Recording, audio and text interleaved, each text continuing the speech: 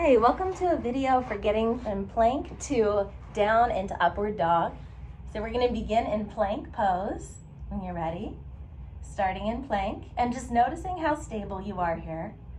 Feeling your weight. And then push with your toes a little bit. So you're pushing through your whole body. Pushing back and forth, forward and back. And then pause, either come to seated or come to lie down in your belly, or in any position that's comfortable. Coming back into plank once again. And then once again, begin to push a little bit. And now as you push forward, start to look up. And as you come back, start to raise your pelvis like you're going into downward dog. Forward, up, back down. And keep going until you can look up, up, up, drop your chest and shoulders. Let the toes come out.